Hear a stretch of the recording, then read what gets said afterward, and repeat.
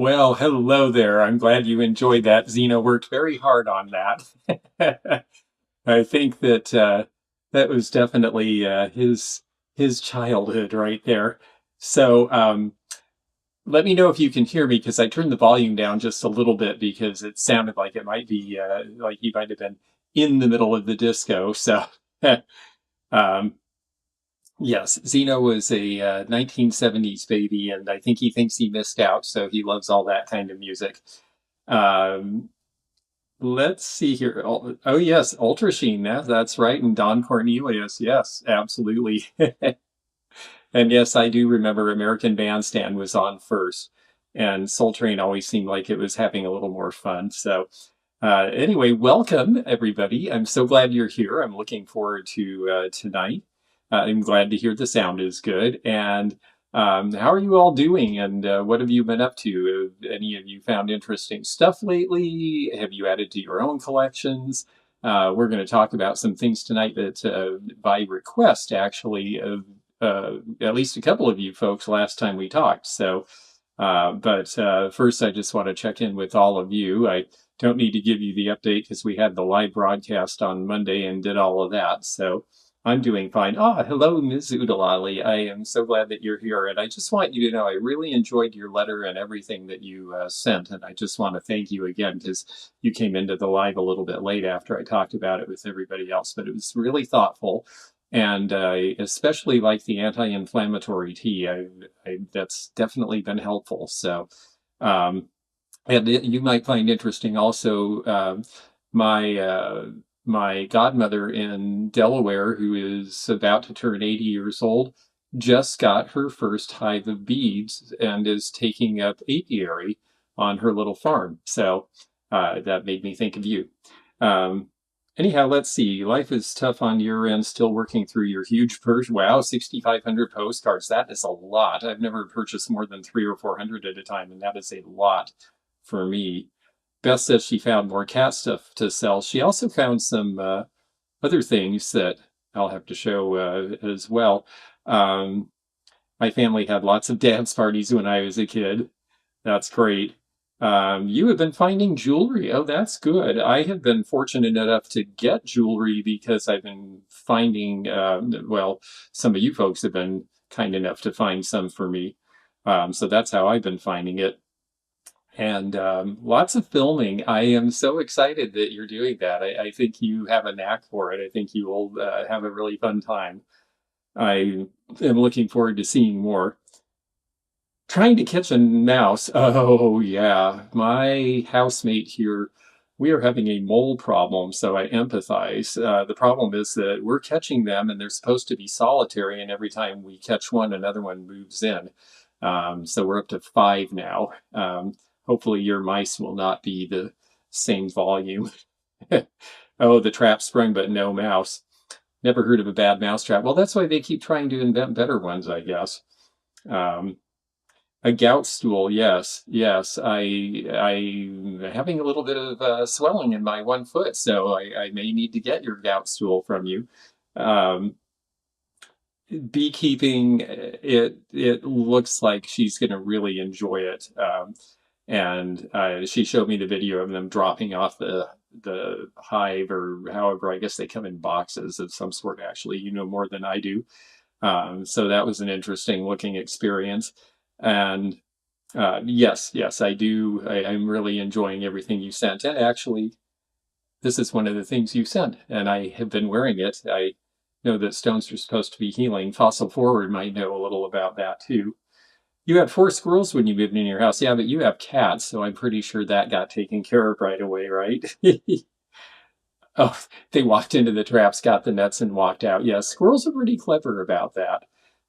They don't remember where they put the nuts afterwards, and then you have trees where you weren't expecting. It's been our experience in Kentucky. So, um, oh, you got a sterling ring with the gold moon face on the in the middle. That sounds really neat, actually. Yeah, yeah. I think the favorite piece I've gotten. Well, there's a couple actually. I got a turtle from Carol Sue, and I got a really cool check piece from Helen in Mississippi. So that was neat.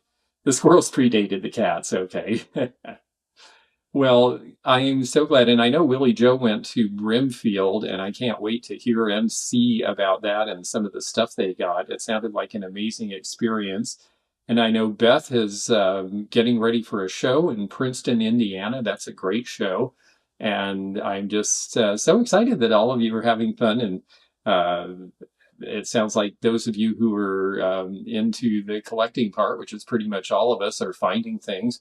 And as you saw in the video that I just showed, oh boy, we've been finding things too. It's been really fortunate because I've had a couple of chances like that to do a lot of buying at once. I'm more limited in how much I can get out and have to be careful about where I go and when I go and how many crowds are there. Is it a big lofty hall where there's lots of fresh air? And boy, I've been looking into it. That and I have a friend who conducts estate sales. Gretchen, you saw her in one of my videos earlier this spring, and she does them mainly for friends. And so her deal is if they don't sell some of the stuff, the better stuff she takes and keeps trying to sell. So she had me over to her house and said, "Hey, you want to buy a bunch of stuff from estate sales?" And gave me reasonable deals, and I got a bunch of pottery, which is interesting because pottery is something that we'll be talking about tonight by request of all of you. Your family's looking to move to a country property. Oh, that would be really cool. I somehow had the impression, just because of what you do, that you were in the country, but I guess there's levels of country and size. And I imagine bees, you probably have to have a fairly big area. I know that my godmother had to go and tell her neighbors, she's got 13 acres, and she was concerned because one of them last year was trapping bees because and thinking that they were doing a great thing for the neighborhood. And so she had to go and talk to them and say, "Look, I have beehives, don't trap my bees." And that's on 13 acres. So yeah, it really is important. Bees are so essential. So yes, and then Custer Show coming in October. I know Corinne is getting ready for that, and um, I wanted to show. And one thing I know Beth got recently was a big collection of World's Fair stuff because I got a package in the mail from her, and there were a couple of little gifts in it for me, and I will share them because they are World's Fair related. The first is a little coin from the 1940 New York World's Fair, and you see the Trilon and Perisphere on there, and this was for the Contemporary Arts Building, which I think is shown on the back. The funny thing is it kind of looks like the Lincoln Memorial, so it actually looks like a penny. And then the other ones she got were a couple from the Spokane World's Fair, Expo 74. I've actually not had this little copper dish, and of course, suddenly the price of copper is shot way up. So copper is definitely something people are looking for and collecting. And then the other thing, which I thought was just great, is this apron. And it shows all the stuff from the fair. And it has a very sort of soft, powdery scent to it. And the reason for that is the other thing that was in the box, which I thought was so funny. And I don't know how you have this memory. I think I said something once about as a kid having male chauvinist pig cologne, and here she found the deep wood soap. So everything in the box had the smell of deep wood soap, which is actually not deep woodsy at all. It's very powdery and very soft. And this is fun because it's male chauvinist pig, so fragile ego. And handle with care and all this good stuff. I just thought this was really fun. And so that may be a thing. Oh, bribe the neighbors with honey. Now that is a really good idea. We'll have to try that. And thank you very much, Beth. I did get a couple other things, but they said do not open until Sunday on them. So, yes, yes, Avon. You know, it's interesting. Carol Sue Pope talks a lot about. She's not in here right now, but that I see. But she talks about Avon a lot, and the truth is that, you know, and I think I said it in the live the other night. Avon bottles, Jim Beam bottles, Bing and Grundle plates. There's a whole lot of things that we say, oh, nobody buys those. Oh, they don't have value. But if you go and look on eBay, it's not a one size fits all thing. there are some that sell. There's some Avon jewelry that was by good designers that sells for as much as $150 and $200. There are there's a whole lot of Jim Beam bottles that you cannot give away, and then there's a few that actually sell for pretty good. So yeah, it definitely, never say never. It pays to look things up. I know Nurse Flipper, I was on her channel last night and she just did a big video about Avon. And she said there is some Avon that's selling for really good money. And a ton of people watch that video because everyone has seen Avon and they're like, oh, what should we be looking for? So there are things. Ezra Books decanter postcards have been a headache. Everybody seems to think they're buying the decanter. Oh, I never thought of that. Yeah, because they're seeing a picture. Yeah, you might have to, how do you do that? Maybe show one facing in the back with it in the same picture so it says postcard. I'm not sure. That's an interesting conundrum. I hadn't thought about that with advertising, that people might think they're buying the item being advertised. So, and anyhow, so great fun. And I'm glad you're all out there having fun, and I am too. And I really appreciate the first word of the title is postcard. Oh, yeah, I know. People, I mean, it's great that they look and want to see the stuff and they get excited and they go right to the listing. But yeah, I'll have things in the title and then I'll get questions on eBay. Well, how many inches in it? And it says right in the title as well as in the listing. Some people they're so excited and they're in a hurry and they just don't read. And then they go right to well, I don't see this thing and tell me the answer. So, that's part of our job. That's why we get to sell this stuff. So, anyhow, tonight, by popular demand, you gave me a couple of ideas for things to talk about. And yes, people just don't read. Buffering for anyone else, you went to the basement. I don't know, it may be the basement. I hope it's not buffering. We switched the internet because the last time we had problems, and we actually went with T-Mobile instead of a little local carrier that we'd been using. And the download speeds are like 10 times better. The upload speeds are 10 times better than they were with the other carrier. So hopefully we're not having any problems on our end. But if we are, if anyone other than Sarah is, please do let me know. So there were a couple of things that you talked about that you were interested in. And one is what to look for in art when you're sourcing. And I think that's a great category. And I have somebody who's willing to help me with that a little because I have some answers and I know someone who has a little more background in art specifically who is going to help me with some ideas for that. So we're going to wait on that one. The other one that you suggested was studio pottery. And that's what I'd like to chat about tonight because I really am... Oh, Larry's getting it too. Could be the weather. Well, if more of you are having this, I'll try to see if there's anything I can do to fix it on this end. I can run a test really quickly if you'll just wait one moment and see if we're having any issues on this end. So just bear with me a moment and I will see if there's anything that I should be doing here. Okay. Testing, it'll just take a moment. It has to do downloads and then upload, so bear with me here. Yeah, our upload speed is okay, not fantastic, but it seems like it should be adequate. It's kind of right on the verge there, and I see Zeno is watching this, and he will help us if we have problems. But I think we're going to be okay.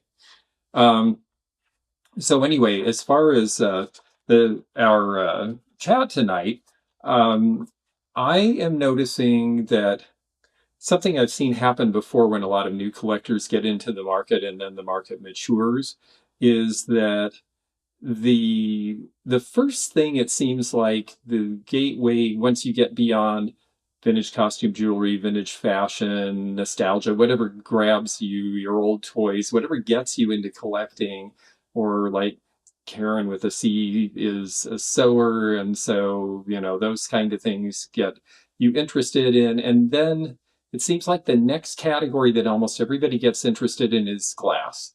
And glass has been really, really popular with this new generation of people getting involved for really the past 5 or 6 years. And Miss Wildlife asked a really interesting question that it was right at the end of Nurse Flipper last night, and so we didn't get to it because it was right when we were signing off. And she said, is anybody noticing that swung bases are hanging around and not selling like they were?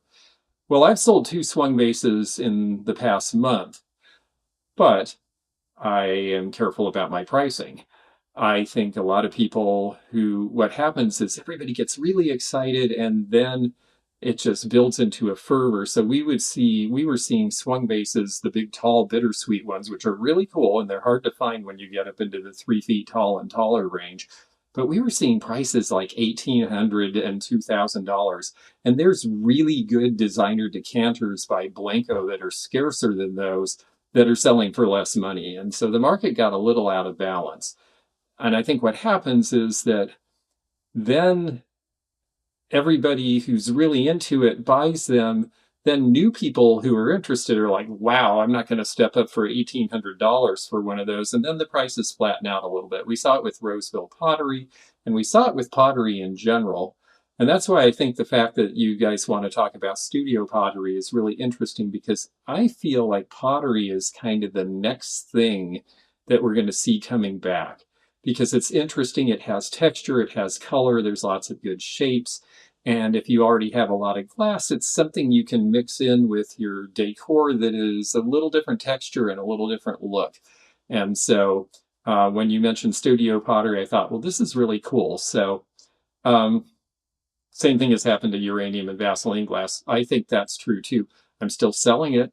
I'm selling it fine. I'm just not selling it for peak fever prices, because like I know I had a collector come to me at the beginning of the year and they're like, oh yeah, when I first met them, they had 4 pieces of uranium glass. This is 2021. They showed me pictures. They have 15 cabinets full of uranium glass. It is their entire living room. And it's like, wow, that's really exciting, but how much more are you going to be able to take on? So people, then they get interested in other things. And I feel like pottery is another place for people to go. So studio pottery, I think the first thing to talk about is, what is studio pottery? Because I see people saying things are studio pottery that are kind of true and maybe not entirely. There are certain studio potters who are very famous who also design for production companies. And I think one of the most obvious examples that people are into now is Batosi. Aldo Landi made for Batosi. He did designs. He also did certain things that were really studio pieces, but then he also did production lines for Raymore. Those are not really studio pottery. They might have the look of studio pottery, but they were made to be produced. And I understand what you mean, by the way, about kittens. I bought a wonderful Pilchuck glass piece when my kitties were very little, and I came home and it was in a million pieces on the floor. And of course, they did the cat thing where they're just like, oh, we have no idea who did that. And after that, I got Quake Hold gel and applied it to the underside of all of my glass, and nothing ever broke again. And I agree with you, Susan. I still sell all of it too, and I do price it a little less than what I see at peak prices. So I sell it at like last year's price or 2 years ago prices rather than last year's, and it sells. I love Batosi things. I think they're really great. But the difference between studio pottery and production pottery is, studio pottery is one artist or a handful of people working together as a team, and they're doing very small batches or individual one-off pieces where there's handwork, it's handmade, it might be hand thrown, it might be hand molded. It's done in a way with creativity and design uniqueness, so that they're not trying to make it a production line where we're making a whole bunch of the same design that looks the same in the same color and has a design line name. We're making a single one-off piece. It's usually more expensive than production pottery because it's handmade and it's one item. And so that's, it's more time intensive. They're experimenting with new glazes and forms. And so it's different than production pottery, which can be wonderful, but like Treasure Craft that I wrote on, that's production pottery. Pottery Craft, one of their lines, they had a few pieces that were designed by Raul Coronel, who was a very famous pottery designer and did a lot of studio pieces of his own. I think we're going to look at one in a little bit here. There was another one that was, there's a whole bunch of stuff. Robert Maxwell did some of their designs. Well, he was a studio potter who wanted to become a production potter, and that's why he agreed to work with Treasure Craft. The partnership didn't work out, but some of his designs ended up being mass produced. And that is the difference. And yes, things do come in waves. Aha, see, Susan P. is taking pottery class, and you will have made 20 pieces in a 10-week span. Exactly. That's studio production, as opposed to we made 200 pieces on the line in an hour. That's production pottery. So that's the difference. Where production is in an industrial setting, they're trying to be consistent. It's got a uniformity. The lines have a similarity between them. It's a different game. There are, with ceramics, there's earthenware, and then there's stoneware and ironstone, and then there's porcelain, and it all has to do partly with the materials you use, also with the way that you make the stuff. Any of those can be pottery from a studio, but it seems like the majority of studio pottery is usually stoneware. And so we'll see a lot of stoneware when we start looking at things here. Originally, of course, all ceramics had to be handmade because everything was handmade before industrialization. And then in the 1800s, there is this ability to have factories where everything is made and it's very uniform and it's available more inexpensively to a much greater number of people. And that was very exciting to people at first. And that permeated all aspects of life.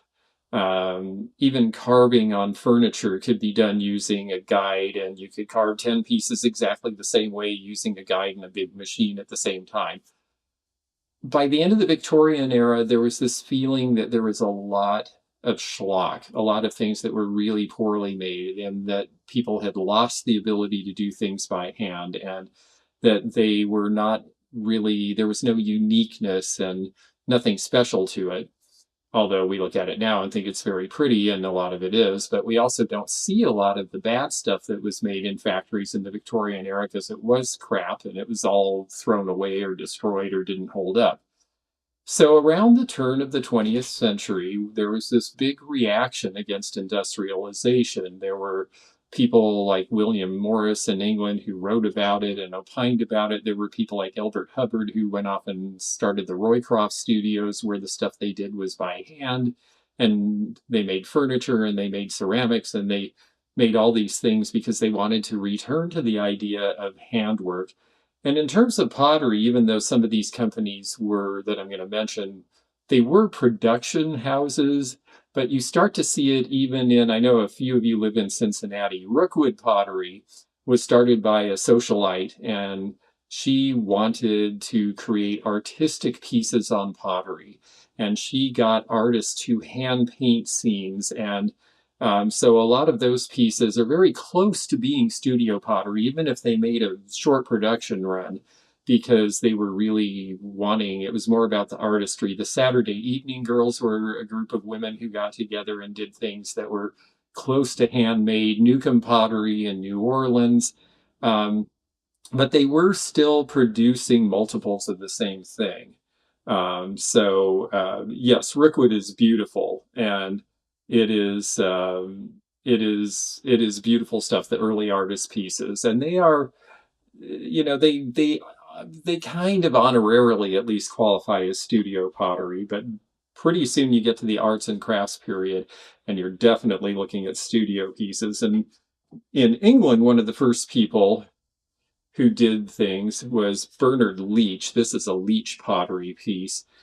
This is a little later. It's standardware stoneware, and I'm going to pick up another piece of his to show you the mark, because I know some of you, when you're out there looking, you're like, well, how would I ever know that I had a piece of this? So here is the mark on this one. That is the Bernard Leach mark. Leach went over to Japan around, no, just after World War I. And he met some Japanese people who were doing raku, and this is way before the raku craze in this country, which didn't happen until like the 1980s. But they showed him the ways to fire stoneware. They showed him the methods that they used. A lot of it was still hand production, and he got very excited about it.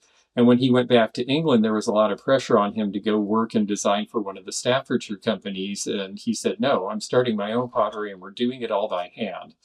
And so I don't know if I've ever seen one without the word England. That doesn't mean that they couldn't exist. He did a lot of artware in conjunction with one of the Japanese people he knew, and I think those pieces may not even have a mark at all, but there's a great old book on them if you, but I think that they're mostly marked with the mark that you just saw.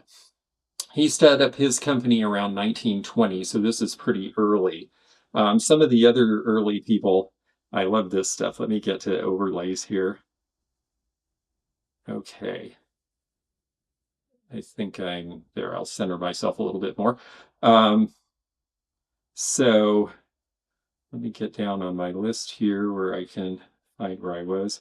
Okay, so one of the first things, the Martin brothers in England did a series of anthropomorphic things, including these. These are called Wally birds. Now, you're probably not going to find one at a thrift store. I've never seen one in person, and they sell for, like, this one's probably worth about $25,000. But this was all handmade, all hand glazed. They used what they call salt glaze, where you actually throw salt in the kiln, and that gives it this sort of sheen and affects the way that the glazes are applied. It's a really cool looking piece. So the Martins were very influential, and they were another one that were pressured, oh, you should go design for the Staffordshire potters, like a lot of people did. And they said, no, that's okay. We're going to do our own thing. I think there were 4 brothers. And yeah, it was a wow piece. They only produced for a short time. One of the brothers went insane, unfortunately, and they all ended up having problems. So that was the end of that. Another one, speaking of insane, was George Orr. George Orr produced in Biloxi, Mississippi. His stuff also sells for 5 figures. This is an Art Nouveau piece that he did sometime around 1910, and he was called the Mad Potter of Biloxi. He moves to Biloxi, Mississippi, because it was a tourist town, and he figured he could sell to people coming there, which he did. But he would go around with a wheelbarrow and go find a bunch of clay and dig it up in somebody's yard, sometimes without permission. And so he was kind of notorious around town. And he designed a lot of really crazy, nutty things, but his stuff is really interesting and very valuable now. And I'll show you his signature should you ever find one. There's that. Biloxi actually is a cool town. And so, yeah, there's a museum there of his stuff now. And he was really something and way ahead of his time. And he was doing all the designs by hand, all the molding and modeling by hand, and all of that kind of stuff. Another company, or I mean, another designer who's very important, of course, is Frederick Reed. Now, this is one of his pieces that he did in studio. It sold for $500,000. And why is Frederick Reed so important? Well, he was the person who taught a whole lot of other people how to do this sort of thing. And he designed Fiesta ware, and he designed most of Roseville's floral lines that were production, like the pinecone vase that I just showed you in the video that we just did was part of his line. And so he was a big, big, big deal. And one of the people who he taught was a woman named Margaret Reed. And oh, where did our bison vase go? Oh, the photo didn't come in. Darn, that's too bad. Well, Margaret Reed was a I'll flip back to here for a second. Margaret Reed, or I'm sorry, Margaret Cable, let me get the name right. Margaret Cable was hired from a group called the Handcraft Guild, which was another group. It was a lot of women doing this in the early days too. And the Handicraft group did a lot of hand-thrown pottery, and she ended up meeting Frederick Reed, became his student, and became so accomplished that she went and founded one of the first ceramic programs at a college at the University of North Dakota. And the pottery they made there is called North Dakota School of Mines. And some of her pieces are studio, one of a kind, and some of it was small production. They even supplied clay to Roseville for a while because of the connection to Reed. So it all was sort of, it all gets a little incestuous, as you'll hear here as we go along. Could the glazes cause them to go crazy like the glue for hats made the hatters go mad? That's such an interesting story, too. Well, there's definitely a lot of industrial disease, and there certainly is, there was a lot of lead used in glazes. That was certainly not good for the people being exposed to it. There were definitely other things in some of the colors. You're dealing with a lot of chemicals. So it is possible, just like I know a lot of it's horrible, that I know 2 or 3 people who refinished old furniture for their entire careers who ended up with Parkinson's. I mean, some of these chemicals are really bad if you're not careful about how you use them. So yes, there could be some of that, definitely. But the reason I mentioned Margaret Cable is that she starts this pottery program at a university, and pretty soon a whole lot of universities have pottery programs. Now, in the meanwhile, you have some people working on their own, like Shearwater Pottery. There's their signature on an older piece. Shearwater's another one. It's very small production. They are in Ocean Springs, Mississippi, and all of the stuff, the molding and everything is hand done. It's a small team of people who work together to this day.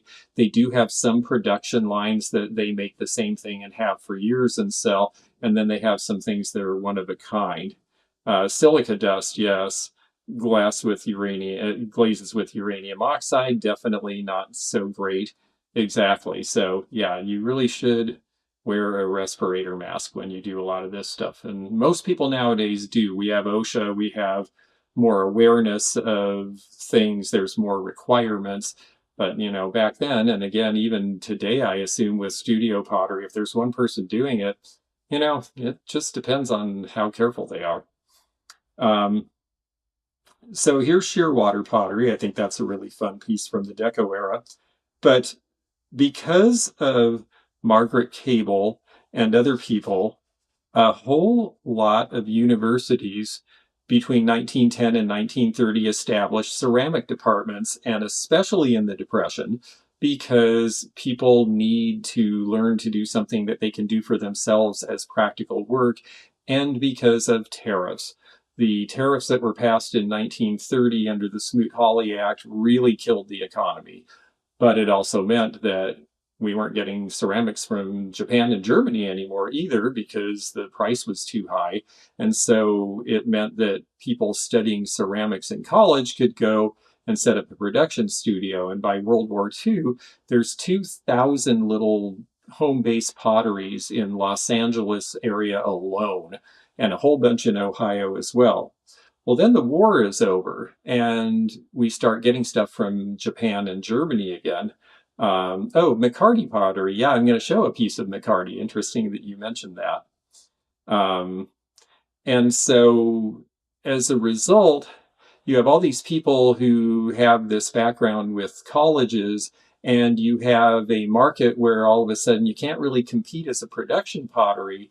But if you make studio pottery and it's hand done, you can experiment with new designs, new glazes. It's mid-century. People want to do modernist designs, and you can sell it for a higher price and support yourself as a ceramicist. And so, yeah, this is partly why pottery is so hard to identify, because you start getting into a whole bunch of names. And I will show you a whole bunch of stuff that sold for good prices recently and show you the signatures as well here in a little bit. So going back to the overlays, one of the first You have all of these people like Margaret Cable who are teaching students. All these students are learning. Another one who, oh, I should have left this up. Hang on. Another one who is very popular, who ended up working with Leach and then going out on her own, was a woman named Lucy Ree. This is a bowl of hers. It's very simple, and you look at it now and you think, well, that's awfully elemental. And sometimes they're signed. This one does not have a signature that's really discernible on it. But Lucy Ree was into simplicity and modernism. She fled Austria in 1938, worked with Bernard Leach. I don't know if you can tell how thin this is, but it's stoneware, so it's also very strong because it's fired in, they call it a reduction process, where instead of adding oxygen, they take oxygen away and it causes everything to cook really tight, and it fires at a higher degree than regular earthenware, so it's much more dense and much more durable, even though it's smaller. And so you can see this was thrown on a wheel, it's handmade, and Lucy Ree becomes very popular and starts teaching people at Calderwell College in England. And I love the simplicity of it too. Laura Law, hi, nice to have you here. So she's teaching people in England. Meanwhile, in the foothills of the Rockies in Montana, a patron of the arts who really loves ceramics, a fellow named Archie Bray, bought an old clay company, tile making company that had gone out of business, and said, I am going to set up a ceramic studio, and I want people, he wasn't a ceramicist himself, he just loved the stuff and he had money, and he said, I'm going to get people in here who know how to do this, and we're going to give 15 or 20 people a year short or annual internships so that they can learn how to do this, because I want people who love ceramics and love the design and want to experiment and learn about this to come here. It's still there today. Archie Bray has graduated a lot of really influential people over the years. And so one of the first instructors is a guy named Rudy Audio. I'm going to go to overlays here again because I have some examples. Now, I have to say, as you're looking at this, you are allowed to like or not like anything you want. I have to say, I like the colors in this. It's not really my style, but this is a rather famous, and this is supposed to depict two women, and you can see the woman on the front there, and there's a woman on the back, and they are avoiding a sparrow that's flying overhead. So very abstract and very strange, but he ended up being one of the first instructors there, along with a fellow named, well, he saw an exhibit. No, wait, I'm getting this mixed up. He was an instructor there because he had gone to the university, Montana State University, and a woman named Frances Senska, we'll see a piece of her work here in a few minutes, was his instructor. And he was motivated to then become a ceramicist and an instructor of his own. He goes to Archie Bray. He ends up teaching a fellow named Robert Sperry from Seattle. Robert Sperry was going to be a painter, and he saw an exhibit from Archie Bray, and Robert Sperry ends up becoming, he's from the Seattle area, he ends up becoming one of the foremost mid-century modernist studio potters. And this is a piece of his. He used a lot of dark glazes. He used a lot of slip, like you think of old Crocs where it's got like the bee sting in the blue slip on it. Well, this is the kind of thing that he's using, where he's applying glaze over glaze over glaze. Sperry stuff is also very valuable if you can find it. This is a 1956 signature. His are very well signed. This is also the beginning of studio pottery having big scribbled signatures on it, which is another reason it gets to be really complicated to tell if a piece is by someone famous. So you kind of have to just learn who the people were. Yes, this is the thing. Yes, and it is, well, maybe not $1 zillion, but probably in the at least $2,000 to $3,000 range. And yes, don't walk right by pieces that you see like this. If you find it interesting as a collector, or if you're a reseller, pick it up, look at the bottom. I would recommend, commit your favorite artist to mind, or have a list, or go to your phone check signatures because you will find stuff. There's so many that there's some that would be obscure to us now who turn out to be pretty valuable. Um, the checker would be hard not having the glaze run. Exactly. Yeah. If you know how glazing is done, very hard to do this by hand. You know, a machine in a production factory could do this very precisely, but to do this by hand, to have these different designs, to let it run a little but not a lot, and have it where it's still distinct, that is the talent. And that is the reason that Sperry and others like him were considered very influential. And he was also influential not just because he was shown at the modernist wing of the art display at the Seattle World's Fair and became known internationally at that point. But he then went on to be the head of the University of Washington ceramics department. So they keep just becoming, it keeps multiplying. Haley, and it said Italy. Yes, it can be so hard. It's really true. To read some of this stuff. Another person who taught at Archie Bray is the fellow who is in the fellow with the mallet there, and that is Peter Volkus, and he ended up going on to establish the ceramics department at the University of California, Berkeley. And this is this big sculptural piece that he's making with another student who went on to also be a fairly famous studio potter. So it just keeps rolling from there. Let me see here. So then we get into the next phase, which I call sort of the alternatives phase. And this is where you're getting into the 1960s and 70s, and you have people who are iconoclasts. They are anti-establishment. They want to do something on their own. It's another era of people kind of rejecting industrialism and wanting to do things that feel more real and closer to the person and more done by hand. This one is Robert Maxwell. Robert Maxwell, as I said, was wanted and succeeded on some level of also being a production potter, but he did a lot of things that are studio, that are individual. And one of the things he did that's very collectible now are these little critters, who I think are just really fun. Interesting. Laura says, I found a mini Raku base in a resale shop and it sold in 40 minutes. I didn't know what I had. And that may be true. It may also just be that you had something that was good and priced it right and it went. That happens too. But this little guy is a you name them. You'll also hear them called critters, Robert Maxwell critters, but you name them are what they really were. And this was his first big commercial success. These started as studio figures, and then people really loved them. So then he started making them on a production basis. And they even had a book written about them doing various things and saying things, and that's cute and collectible too. These sell for like 100 to 200 a piece now. And there's the signature. So Robert Maxwell is the signature you're more likely to find potentially when you're out there looking, who's definitely collectible. You have a Robert Maxwell ashtray with the Blanco glass in the vase. Yes, that's right. He bought cullet from Blanco, cullet being the, oops, we broke one. What do we do with the sweepings? And he said, hey, send it to me. And then he fused it in the bottom of ashtrays. And yeah, that's a pretty good thing that you got, actually. I think you just got that this week, if I remember right. So we start seeing stuff like that. We also start seeing stuff like this. Let me see if I can find it in the list here because I have it out of. Oh, I'm going to show you this first while I'm thinking about it. This is Frances Senska.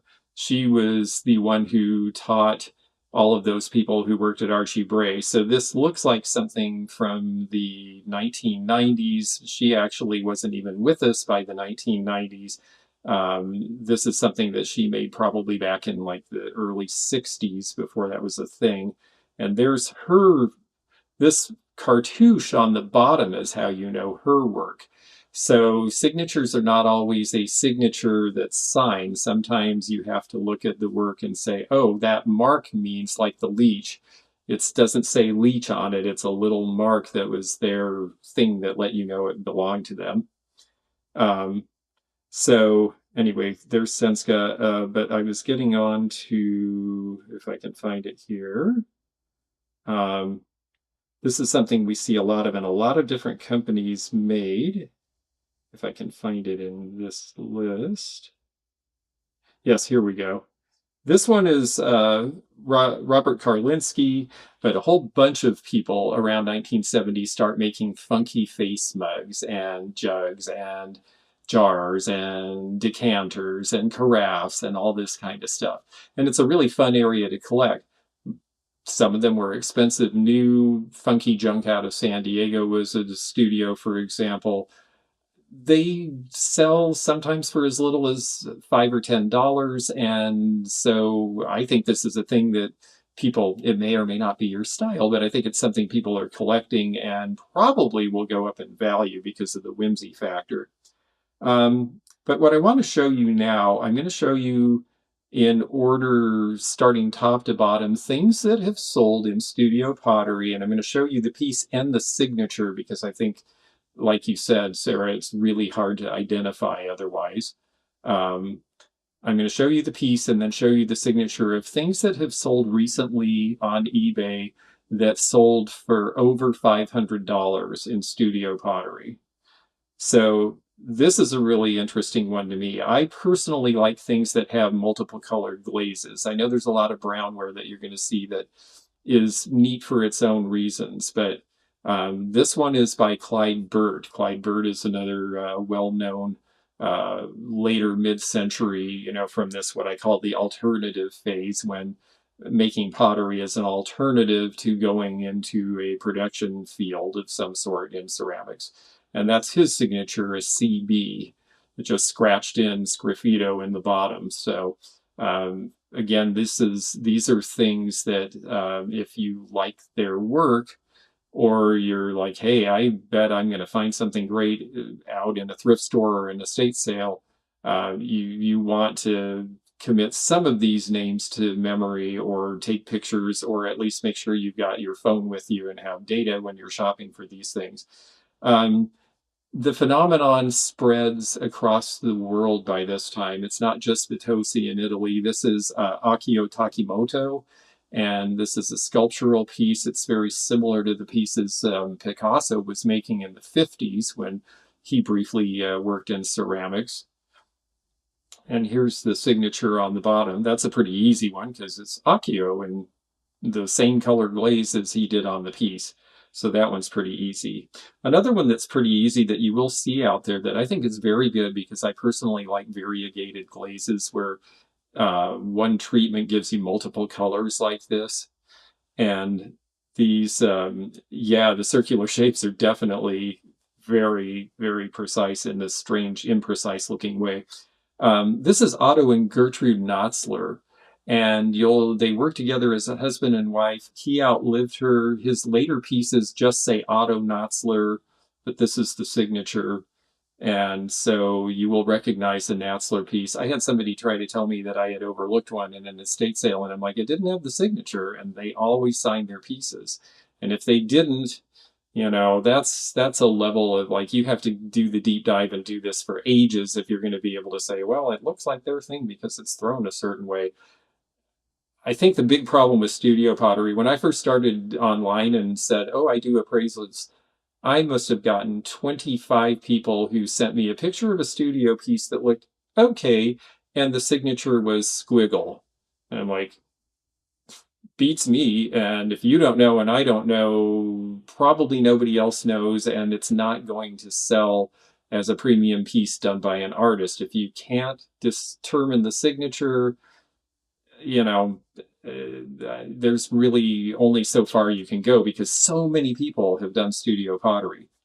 Now, this is one worth knowing. I really like their work. Again, it's very 50s.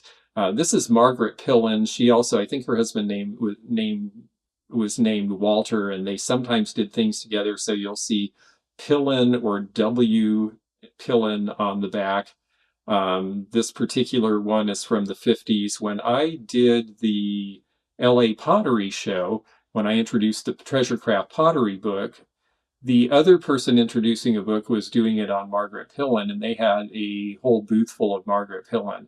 And I sold, I think I did very well. I did probably $3,500 or $4,000 at that show. They sold one piece of Margaret Pillen for what I made selling the entire booth for an entire weekend. I think they did like $20,000 and they sold seven pieces.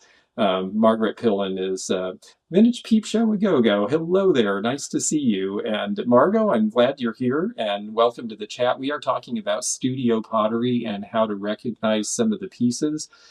This was something that one of the people here at last month's chat um, was suggested as a topic. And just so you know, we're always open to topic suggestions because I like this to be about stuff that you guys want to know more about. And it makes me learn more about it, which is fun. So anyway, this is Pillen. Definitely Pillen is worth looking for. A friend of mine in Portland just bought a big collection. She has pieces priced between $1,500 and $2,000, and that's because that's what they sell for. She found most of them she bought in a collection, and then she pointed to this one and she said, I paid $3.98 at Goodwill for this. So it does happen. All your art classes in school did vase. You did Fat Bastard from Austin Towers. That would be complicated, actually. That's a lot of rolls. Um, yeah, I made a little redware piece in fifth grade. And we formed it by hand. It's a very irregular shaped thing, and it was when Jaws was a new movie, and a friend of mine, he did his graffito of a shark in the bottom of his, and so I made him do one in mine, so I didn't even really do the decoration. So we both had a bowl with a shark in it to give to our moms. It's the only time I've ever done anything like that in my life. So Pillen is one to look for. Another one, this is David Cressy. David Cressy worked with Robert Maxwell for a long time, and Cressy is another really good name. My friend who has Lander Street Vintage has 4 big architectural planners, and they're worth like $5,000 a piece, done by Cressy. And, you know, you look at it, and it's nice work. Whoops, let me get the signature off.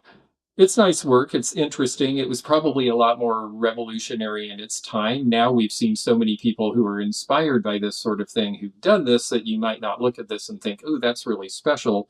So again, you have to know your names. The signature is in the middle there. It's a little hard to read, but it's C-R-E-S-S Y. E-Y, sorry, C-R-E-S-S-E-Y.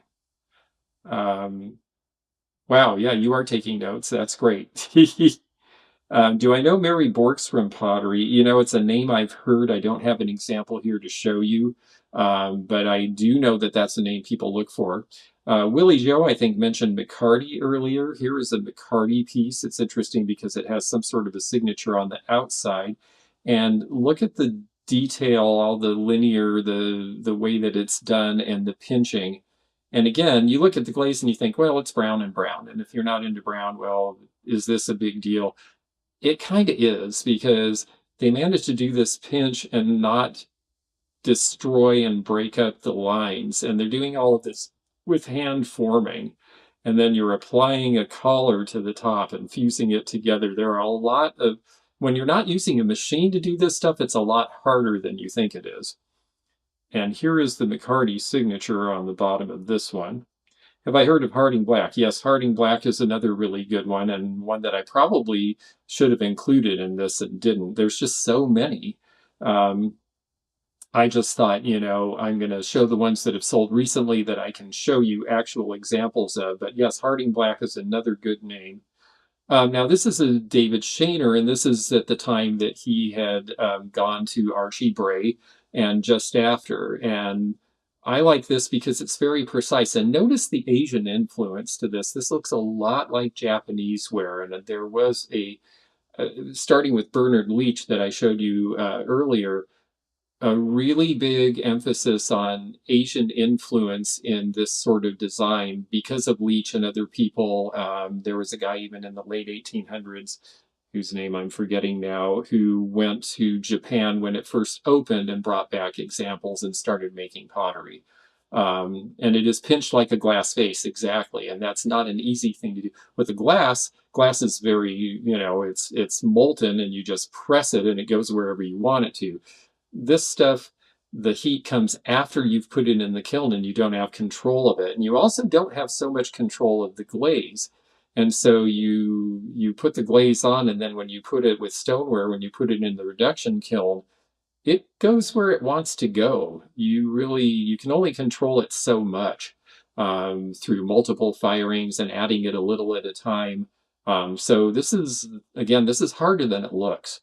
So this is a very studied form. A lot of studio pottery is kind of lumpy or asymmetrical or not really quite right. Well, this is not a new, this is a good example of when it is. David Shaner, fortunately, they put that on the bottom. It is a signature there. You'd have to look really color, so that jumps out at me. Let me see here where I was. Okay, here we go. So this is somebody I really enjoy, and this is a pretty good example of hers and an example of something different that you can look for. It's not all just pots and vases. This is Rosemary Zwick. And I really like her work, and I really like tile work. And even the way this is presented as a piece of wall art, I think is just really cool. The fact that there's repeating designs, the fact that she's got a mix of brown and black glaze, but then also the turquoise and the depth of the way this is designed. I just think it's really interesting. And yeah, Harding Black is amazing, Karen. That really is true. Yes, I really love this piece too. And here's the signature down in the corner. Now, she's easy. She just put her full name on, so you can spot her pretty easily. Frances Senska, again, who was the, I guess I would say, mother of a lot of these designers, because she taught the people who ended up being the teachers at Archie Bray when it first opened, and then they taught a whole bunch of other people. She really deserves more credit. I think this set went for something like $1,500. And honestly, I think for what it is, that was a pretty good price. This is Ernie Kim. You definitely see the Asian influence in here. Now, I have to say, this is not to my taste, but this is very sort of primitivist, actually, and deliberately so. And for some people who collect, this is what's interesting to them about it. Laura says, yes, I took pottery classes for years, and we were often surprised how the pieces look when you take them out of the kiln. Yes, it does not always come out the way you intend. Sometimes it comes out really well, but it doesn't mean that it was what you thought it would be. Kim has a pretty clear signature, which is nice because he scratched through to the base, so you see the contrast. This is an earlier artist. William State Murray passed away in 1962. So this is actually sort of from the second phase of stoneware studio pottery production. And notice it has a chip on the edge. This still sold for $1,100 because this is a pretty significant person. And you can see the strange signature. It looks sort of like a 3-5D, but that actually is the signature. So something to look for there. This is a pretty famous studio that had several people who worked for it. Margaret Wildenham is the one who is the best known, or at least that I've seen, but it says Pond Farm. So Pond Farm is another thing that sells for hundreds and hundreds of dollars if you can find it. This is Beto, and it's rather crude comparatively, but it's interesting in its crudeness, and some people are big fans, and there's the signature there. Let's see. Okay, now this is one of my favorites. Not this piece per se, but this is Raul Coronel. He was friends with the people who made Treasure Craft, and so he did a couple of lines for them. His thing, his stylistic thing that you look for are repeating arches. You can kind of see them like the third row from the bottom there. And the fifth row from the bottom. Repeating arches are a thing that appear in a lot of his work, including things he did for Treasure Craft. And his stuff for Treasure Craft was in earthenware rather than stoneware. He also produced for architectural pottery, and he also did a huge mural that's in the American Cyanamid building in Los Angeles. So he was a big deal, and there is a signature there. It's a full signature, sort of hard to find. Oh, Royal Hickman worked in one of the potteries there in Paris, Tennessee. He worked in a lot of places. He had his own pottery in Florida for a little while. It's hard to do pottery glazes in the south because of the humidity. It really can get under the glaze and cause that fluorescence where the glaze turns kind of whitish, and you can't really do anything about that. And so a lot of the southern pottery is only produced during the winter months, and so they're usually hard to find. I wonder how many times, believe me, I'm sure I've walked by a few $1,100 pottery bowls too because I didn't know better either. Here we go. Francis Palmer, another really interesting designer, and I like the contrast where you see the black and white, and you can tell the glaze is done by hand. Francis Palmer does more, it almost looks like a grease pencil style signature, although it's under the glaze. What's the difference between earthenware and stoneware? Okay, let me see. So Roseville pottery is earthenware, and it is it's fired using where you actually let the oxygen cook in. It is, in this case, a lighter color. You tend to have more impurities that don't bake out, and it's fired at a lower temperature, and the oxygen is part of the firing. With stoneware, and I'll show you this little piece of leach pottery again. With stoneware, oh, I should be doing this. I'm sorry. Let me do this on the main cam so you can actually see it. Okay, let me try that again because I realize that I'm maybe bigger on your screen, but I'm tiny on my screen. Okay, so here we have a piece of Roseville pottery, and it is it's not, the clay color is not really the thing. It's more the fact that it's kind of dense, and it's very smooth. It is, again, it's fired in a kiln that has, where oxygen is part of the process.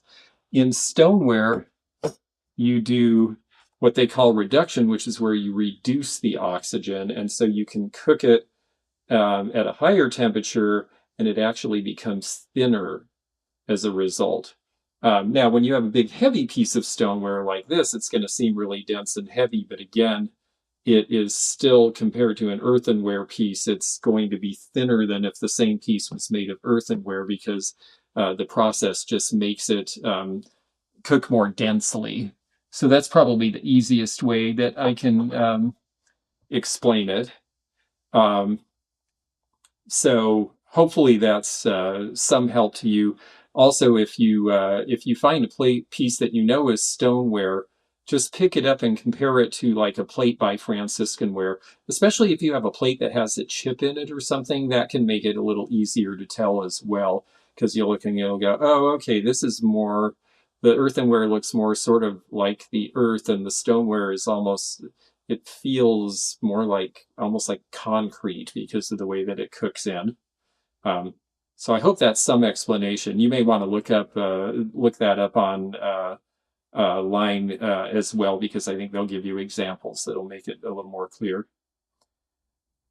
In Italy, this is an Italian artist who is overlooked, in my opinion, but is worth money and is interesting, I think. This is a bottle vase by Bruno Gamboni, and there's his signature. Everybody talks about Bitosi and Aldo Landi, but Gamboni made some really interesting designs. And the people who collect this stuff, they know, definitely. So stoneware is thinner when you fire it, but it's heavier, it's more dense. I hope that makes sense. And yes, there's yeah, that's also true. Yeah, roughness. What Corinne is saying. I think Corinne, your phone did it again, but if you'll restate that, I think that'll make sense. Grit. Thank you. Yes, yeah. Stoneware usually has a gritty feel in the glaze, or on the surface compared to, and I can show you that. I think with this. Let me go back to this example. That's a really good way of talking about it. Okay, so you can kind of see the smoothness, and if you were here feeling it, it's a very smooth surface on the earthenware. And then when you look at this piece again, you can see that it's kind of grittier and rougher and has a little more texture to it. And that is a good way to tell the difference as well. Okay, let's see here. Um, okay, who was I showing you? Okay, yeah, we saw Gamboni. Now, this is one where we're getting into some of it was production and some of it was studio. This is Stig Lindberg. He worked for Gustavsberg. Gustavsberg is a Swedish company. They did make production pieces, but he did some things that are more studio pottery like this, where there was just one or a very small line of them. And his signature is kind of obscure, but it basically says Stig. And that's a distinct enough name that you probably wouldn't confuse it with somebody else. Again, Aldo Landi, this is Potosi, and he did studio pieces. This one is considered more of a studio line for him. This sold for $500 recently. And whoops, I don't have his signature, but the way to tell Potosi, by the way, is that because there's lots of stuff that sort of looks like it, but Potosi always had a little bit of curvature underneath on the base, and other stuff is completely flat. So if it's completely flat, it's not Potosi, even if someone tries to tell you it is. Bjorn Windblad, very famous designer for a lot of companies, and he did a ton of production stuff, but he also did studio pieces, and this is one from 1954 in the early years. Yes, I like the colors on the Landi vase too. And there's his signature in there. His signature is very scribbly, but it's very easy to see. It's Winblad. You're not going to confuse that with anyone else. And his tend to be glazed pretty heavily and usually in light colors. And on the Potosi, yeah, actually, let's take a look at that again because you all liked it and I do too. Yeah, very controlled with the color. He managed to fire it where it didn't run, it didn't bleed. And yeah, it's a neat design. I think that's why people really like him and his stuff. Okay, this is Steve Dominguez a little later in time. This is a weed pot, and wheat pots are definitely something that are it's a form we see a lot in studio pottery, especially in the 70s, 80s, 90s era. And this one has graffito, which is where you etch into the glaze with the tool. And his is very deliberate.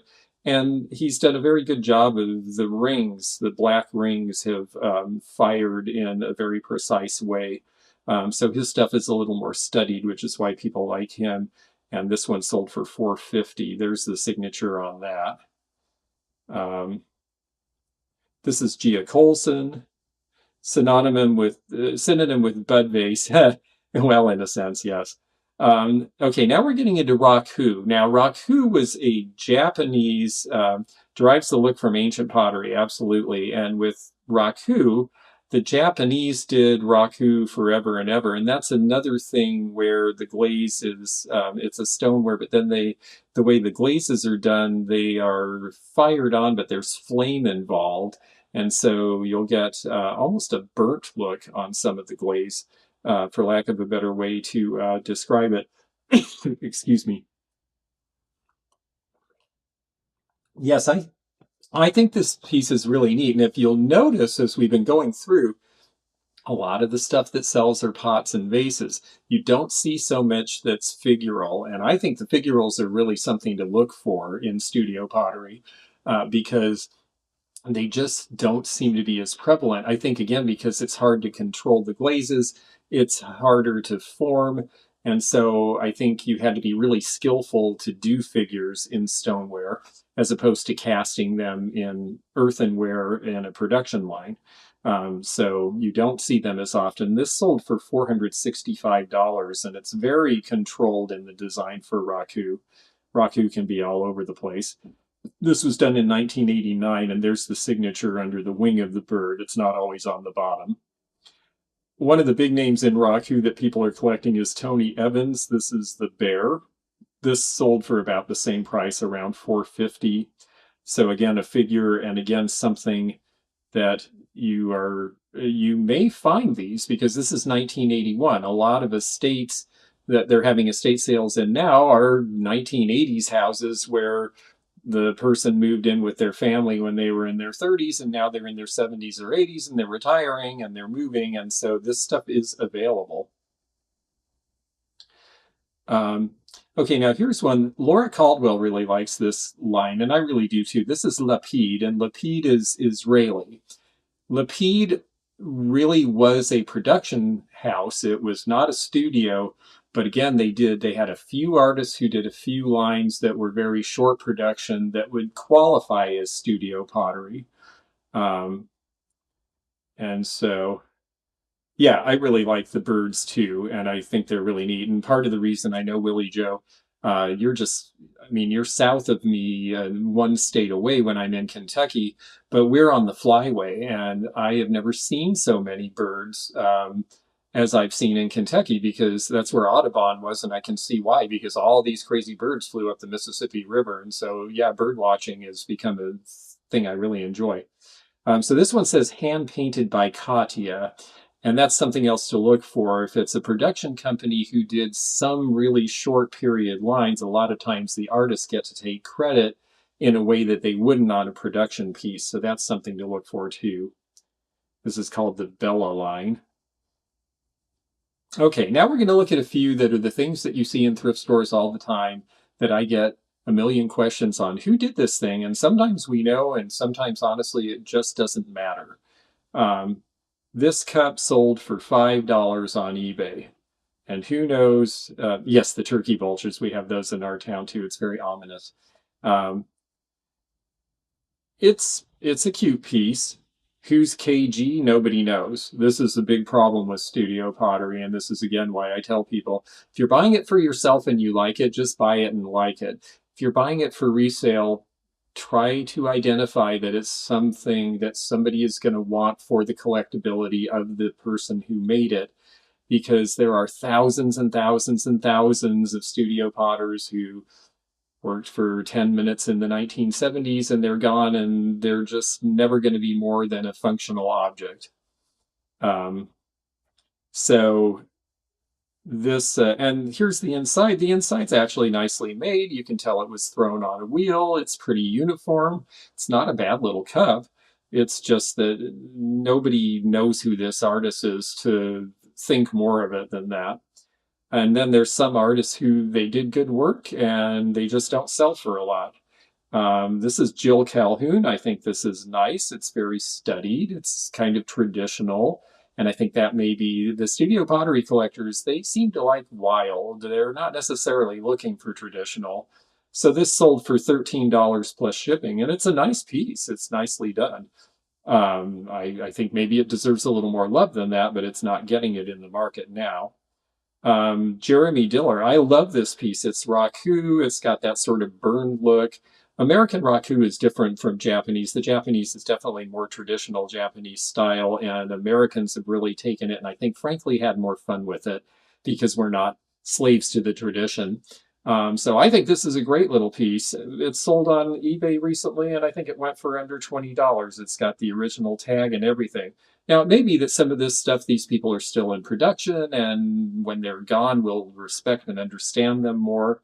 Um, Reardon, I don't know Reardon. I would have to look into that. There's just so many. I just don't know for sure, Beth.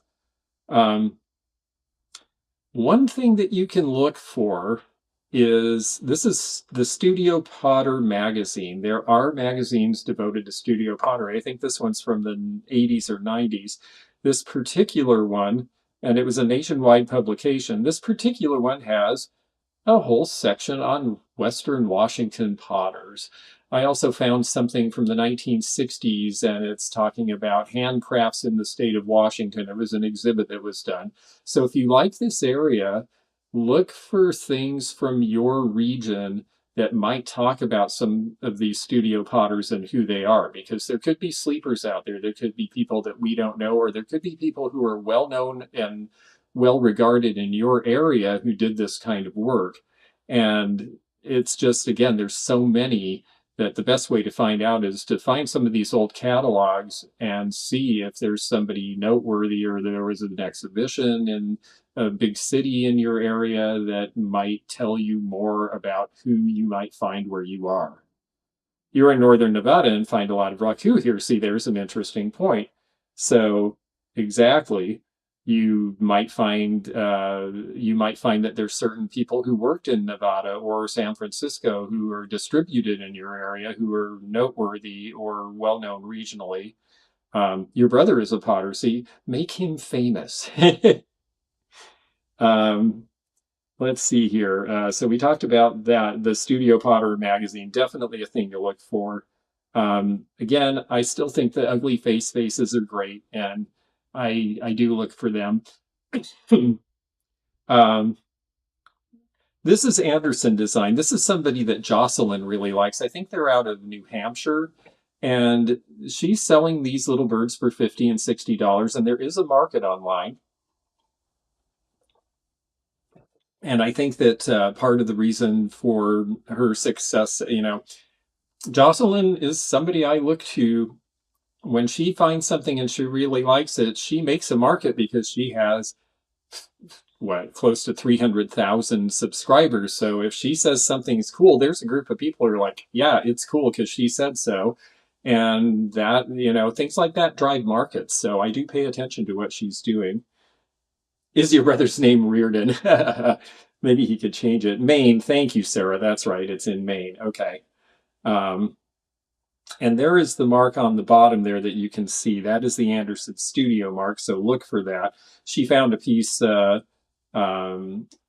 were shopping at a show in New York, and she found a piece right in front of me. And I'm like, oh, that's cute. And she's like, oh, yeah, I'm going to get it. And acted all innocent. And they sold it to her for $15. And she's like, oh, yeah, it's worth $60. And she got $60 for it. When the Smithsonian had a gift catalog, you could buy their work from it. See, this is another thing. Old catalogs are great. If you can find somebody who, exhibition catalogs are great, gift catalogs are great. It will tell you who some of the people who were being promoted at the time were. Another one here I will show you is Jeff Chang. This is from Hawaii. And it's a rather random design, but the fact that it's Hawaiian makes it a little bit more interesting. There are people who like to collect things made in Hawaii because that's unusual. This is Kellogg's studio, and this was made in Petoskey, Michigan. Now, again, this doesn't sell for a lot. I think it's an interesting shape and an interesting glaze.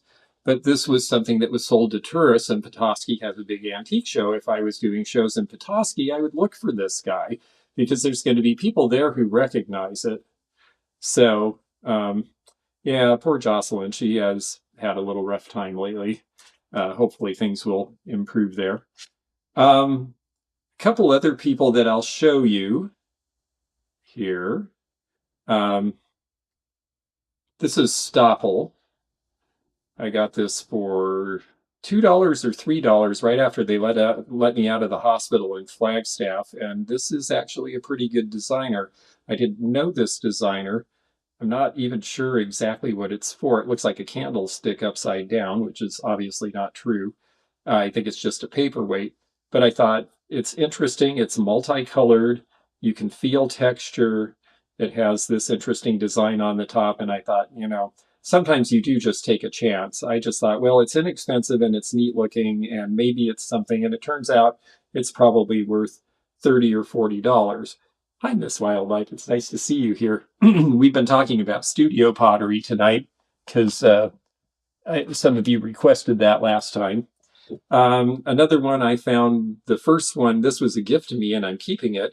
But the first piece I found, in fact, I think it came from you, Miss Wildlife, didn't it?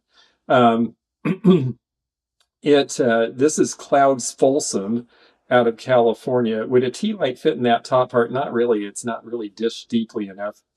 But this is Clouds Folsom, and what's interesting to me about them, they're outside of this Sacramento area.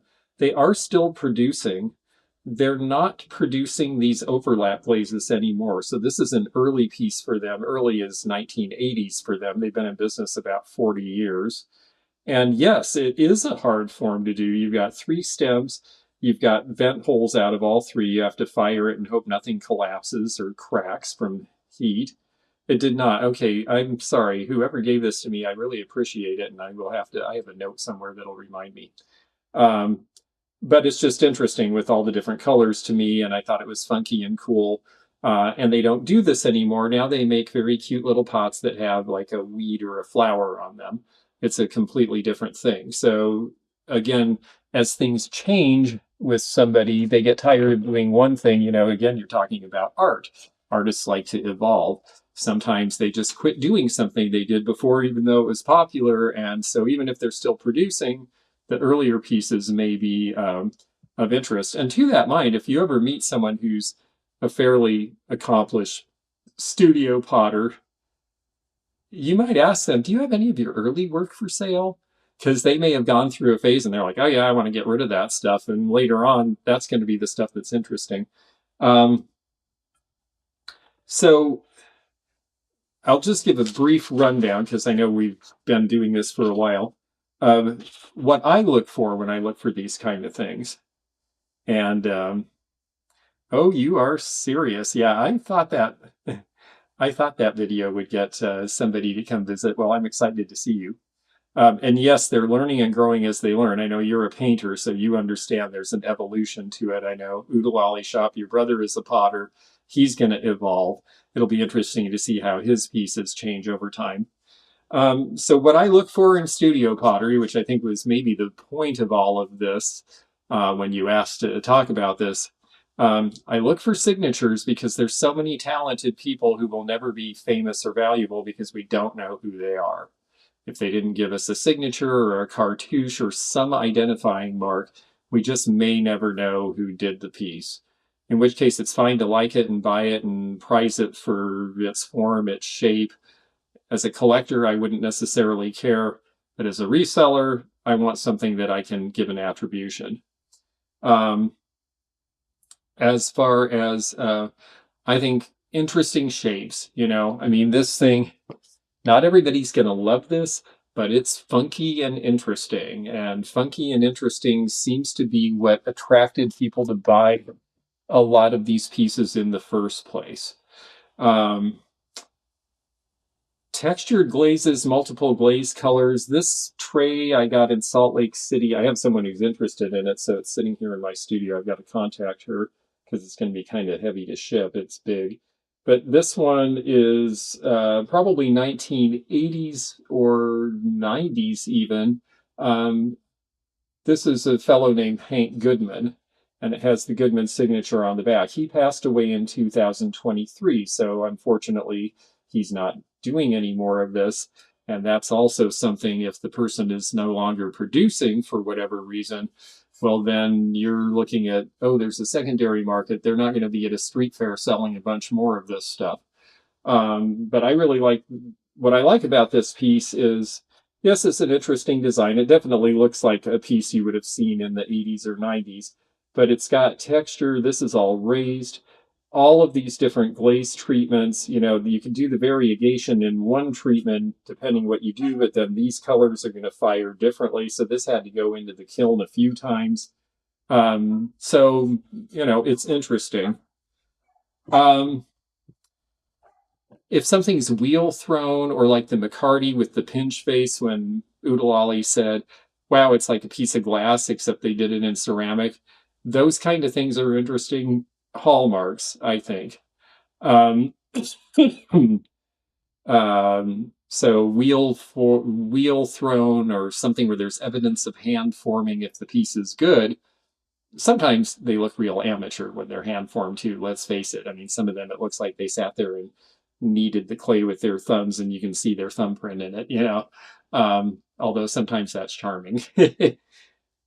Hand detailing, the sgraffito where they scratch in a design, or something else where you can tell there's extra handwork. That makes things more interesting. And at the same time, it has to have balance and visual appeal. If it's lopsided and crooked and slumped in the kiln, that's not necessarily going to show the finest of the craft. The quality of the glazing, like the Goodman piece again, where there's evidence of multiple layers and multiple treatments. One thing I look for that's really not common is red and black glazes on the same piece, because black fires at a really high temperature and red fires at a really low temperature. And if you put the red on and then do the black, you will burn the red off. So it's hard to do those two colors together. And like I said, figurals, because I think there's a ton of vases and functional ware. So figurines that are done in studio pottery to me are more interesting because you just don't see them as much. Um, Also condition, of course, chips and hairlines on stoneware can be difficult to see. And sometimes there's just finishing flaws, like this spout on this leech piece is a little rough. And it seems like the glaze just sort of stopped at the edge. It's not chipped, but it's not like a perfect finish. And so, and that's okay, because this piece, I mean, it also has uh, some glaze skips here and here, and it's just, again, it's handmade, so it doesn't have to be perfect, but look for that sort of thing, because there can be damage you're missing otherwise, and condition is important.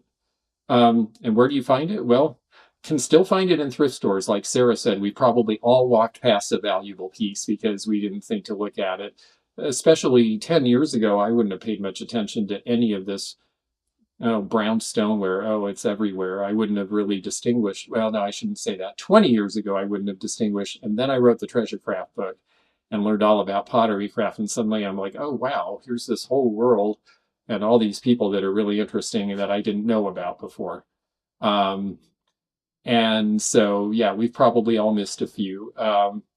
Obviously, estate sales, most houses that are having estate sales now are in the era where studio pottery was something people bought and put in their house. So there's a good chance you'll find pieces. Um, Vintage and antique malls sometimes have sleepers. I mean, I bought this in an antique mall for about a third of what it actually is worth, because they just looked at it as, oh yeah, it's this 90s thing and or 80s thing, that style, and it's a nice tray.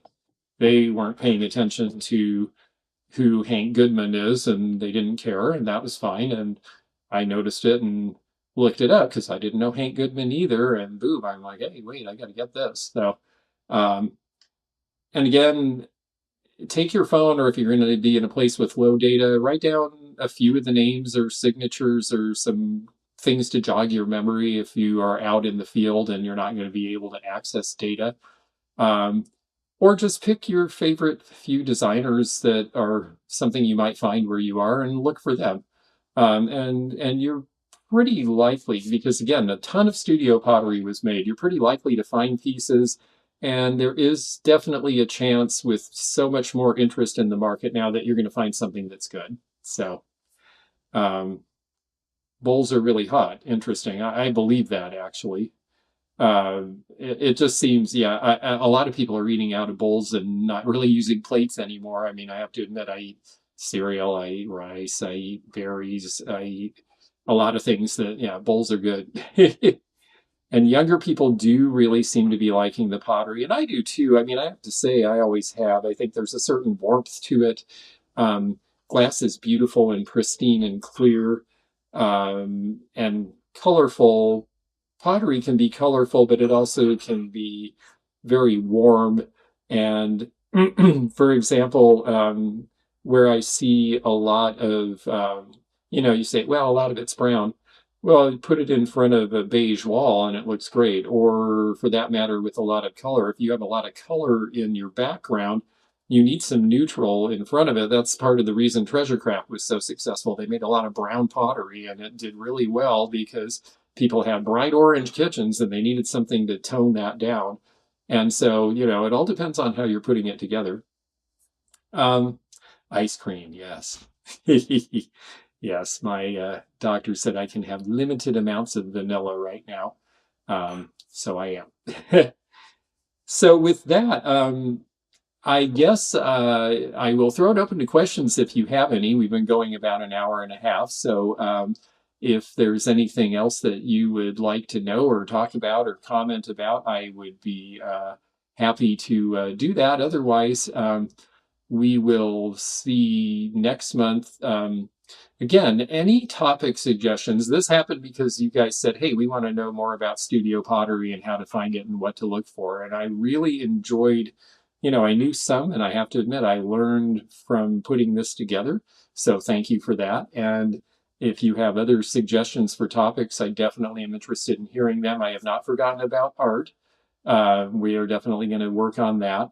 And sunglasses, yes. Well, I wish I had my sunglass collection with me. It wouldn't be a long topic, but I love sunglasses, and there are really cool ones. Lisa Larson pottery is great. Lisa Larson is somebody, it's so funny you mentioned her. I almost put her in this because even though her stuff was produced, her original designs were all done by hand, and it's so fun and so whimsical. And her stuff is just great. And I should have probably included it in here. At some point, we'll do more on, maybe we'll do something on Scandinavian made things or more on pottery or that. Native American turquoise, yes. Well, you actually, Willie Joe, have given me a lead for somebody who can come and talk to us about turquoise on a level that is more than I know. And I have actually contacted her. Now that we have a more stable internet situation, I'm going to start experimenting with this of how can we have a guest on at the same time. And when we get that down, I told her I would be in contact. So I have not forgotten that. I'm looking forward to that. And I'm glad this made it a little less confusing. I know that it's one of those things that's there's so much that there's no way to possibly cover it all, and some of it you just have to figure out as you go and you see things in person. But at least you have some idea of the things that I look for hallmarks to say, should I pick that up and even start looking at it? And yeah, Native Americans items are really an interesting topic. Um, oh, you have Sleepy Joanna. Oh, that's really cool. I Oh, that's neat. Yes, at some point also when we're able to do guest stuff, maybe we'll be able to go around and have some of you come on and show us some of your collect figure out on your own. No problem. um, with that, I'm going to go ahead and hit the outro, but I'll stay with you for about 3 or 4 minutes. I've been trying, well, let me make sure I can add a comment now. Yeah, for some reason it's okay, let me try that. Okay, now it's letting me post comments. That's great. So, cool. Okay, so I'll be with you for about another 4 minutes. So any other things you want to know, just put in the comments and we will go from that. Oh, Unakite. Yes, relaxation, stress relief, and manifestation. Well, I am definitely manifesting good health. That is my main focus right now. And I do like this sort of thing. Oh, Critter Girl, it's so nice to see you just in time to say goodbye. I'm sorry that you missed this, but we were talking about studio pottery tonight, so I will try to catch you up. And with that, well, thank you all, and we will see you again very soon. Oh, and I think you probably all heard this. Thank you. I am feeling better. I have treatments next week, and that always kind of knocks me out for a while, but I'm feeling good right now. Miss Wildlife, it sounds like I will see you tomorrow, and everybody else, I'll see you soon, possibly Sunday morning if you're up. The stuff other than the Disney World and the Circus Vargas is all stuff that I'm going to be selling with Heidi of Rosie's Auction House. I think she's got 70 items total, and there is pre-bidding, so if you're interested in taking a look, you can look ahead of time if Sunday mornings are not a time you want to get up. I'm forcing myself at 7:45 so that we can start at 8 o'clock my time. So, oh, Unakite is found only in Michigan. I did not know that. Well, very good. I know, I'm so sorry. Yeah, it is tough being on the West Coast because, in fact, dinner is being made. I can smell it coming from here, and it smells good. So I'm going to go ahead and hit and the dog is talking to me too. So I think I'm going to go now. But I will be here in the chat for a few minutes, and we'll talk again soon.